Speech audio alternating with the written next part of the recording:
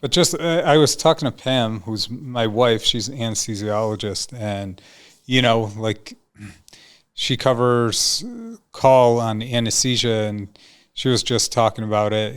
Like some of the devastating injuries she sees on trauma and stuff, and it's some young patients and stuff, and like how to prevent depression and burnout when you're seeing this crazy stuff happen to these people, and you don't just like walk by it cold. It's like it affects you every day, and like you it's see not it, just the physicians. Like we were talking in the OR, a scrub tech. Yeah, it's like I can't believe the first time I saw this. Like it affected me for weeks, and like I couldn't stop thinking about it. Circulating nurse, it's that whole care team. I don't think it's given enough credit for like that kind of exposure. For me, like I think, and my response to my wife was like, you got to take time to meditate every day.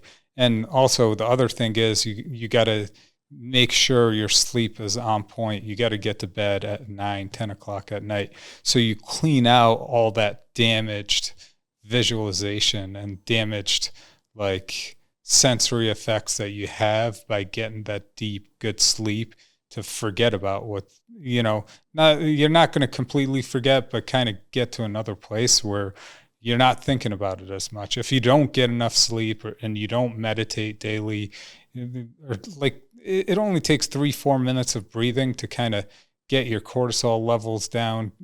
You watch YouTube and you can learn plenty of breathing techniques to kind of get you relaxed and get you, and it doesn't need to be sleep. You could be driving and just get relaxed and just free your mind a bit and just counting, like breathing in and out, will make you forget about the rest of the world and kind of relax you, which could help with burnout. I think like sleep and meditation are going to be like the biggest thing with behavioral stuff. And, these physicians, we've been always thought about helping, and you're always trying to help everyone else, but you got to think about helping yourself, and that you got to be the most important person to yourself. But you get in this whirlwind, you're in depression, and you kind of like, you don't want to do anything, but you got to, if you have the right support system and they kick you in the butt and tell you,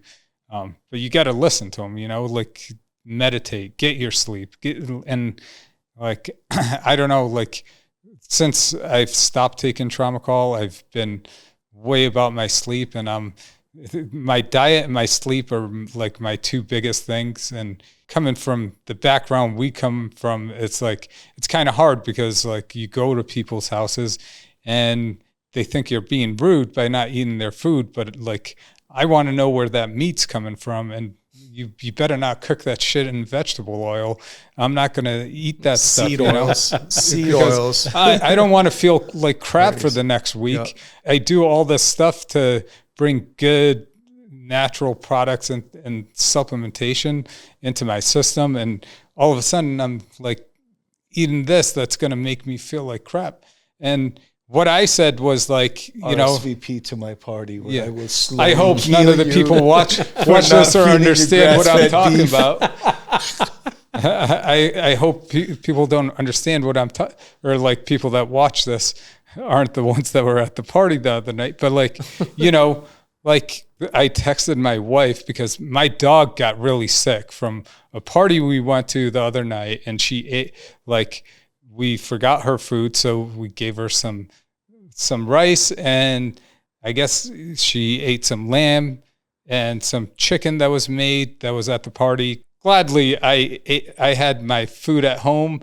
I chomped on it before I started driving, so I didn't have to, like, they kept on asking me, when are you going to eat? And I'm like, I'll eat in a little bit. I'm feeding the kids. Leave me alone. And then my dog is sick as shit like the next few days. And I'm like, I know the dog is small and the digestive system's not like ours, but if it's doing that much damage, and it's like 3-4 days ago, and she's like pooping blood, and we took her to the vet today. By the They way, said it's by fine. no means do we condone animal testing, even if it comes to your food. But like, that's what I'm saying is like, if the dog is getting sick from that food, just imagine what it's doing to your intestinal tract. You have a stronger immune system than that little dog, so it probably didn't affect you that much. But back in the day when animal testing was the thing, their food wouldn't be able to be on the table, right? That's what I told my wife. I'm like, they used to do animal testing for a reason. So like, if the dog's getting sick from this food, it shouldn't be on the table.